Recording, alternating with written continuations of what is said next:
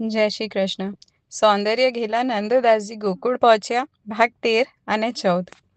બેચર બાપા જમાનાના ખાધેલ, ગામના વડીલ અને જમાનાને ઘોડીને પી જનાર એવા બળકમદાર મરદ માણસ હતા. નાનકડા ગામના સાચા અર્થના મોભી હતા. નંદદાસને ગામમાં સૌથી પહેલા વહાલભર્યો આવકાર આપનારા બેચર બાપા હતા. નંદદાસે શિવાલયના ચોતરે જ ધામો નાખ્યો હતો અને એના સમાચાર એમને મળ્યા હતા. પરંતુ એના પાછળનું રહસ્ય જાણવા મળ્યું અને યુવાન નંદદાસ ગામના આબરૂદાર ધનિક ક્ષત્રિય પરિવારની પુત્રવધુ પર એની કામુક નજરનો ગાળિયો નાખી રાતદી ચોતરા પર પડ્યો પાર્થ્યો રહે છે એ સમાચારે વૃદ્ધ આદમીને ખળભળાવી મૂક્યો હતો.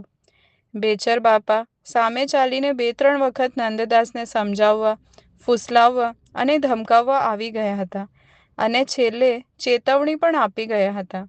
પરંતુ દુનિયાની દ્રષ્ટિએ મોહાંધ એવા નંદદાસ પર એની કાંઈ જ અસર નહોતી થઈ. બાપા, આપણા શિવશંભુને પગે લાગવા તો આવું, પણ તમે એક વાત કહેશો કે આ ગાડા શણગારીને ઉપડ્યા ક્યાં? નંદદાસે પૂછ્યું.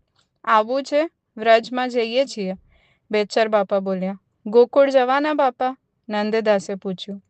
તો ગોકુળ તો જવાનું જ હોય ને, બેચર બાપા બોલ્યા. એ બાપા, આ કવિરાજને તમારા ભેગા ગોકુલ લઈ જાઓ. ત્યાં એમના મનના માનીતા બધાય લોકો પહોંચ્યા છે, કુબજા દાસી બોલી.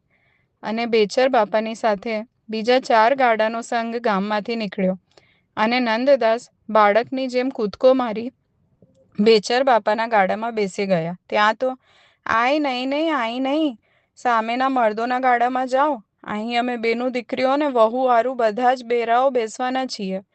બેચર બાપાને ગાડાની સ્ત્રીઓ બૂમો પાડી ઉઠી અને નંદદાસ ભોટપ અનુભવતા મર્દોના ગાડામાં જઈને બેઠા અને 2 રાત પછીની વહેલી સવારે બેચર બાપાનો સંઘ મથુરાના વિશ્રામ ઘાટે આવી પહોંચ્યો.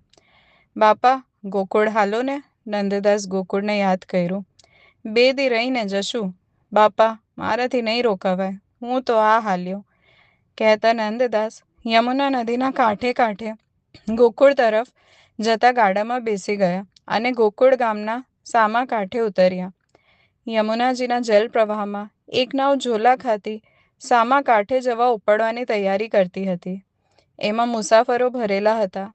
નંદદાસ દોડીને નાવમાં બેસ્યા હતા ત્યાં જ નાવમાંથી અવાજ ઉઠ્યો. નૌકામાં ભાઈને નથી લેવાના, એની ખાલી પડેલી જગ્યાના પૈસા અમારી પાસેથી લઈ લ્યો.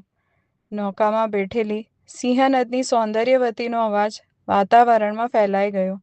હતાશ નંદદાસનો પગ નાવમાંથી હટી જમીન પર આવી ગયો. જય શ્રી કૃષ્ણ.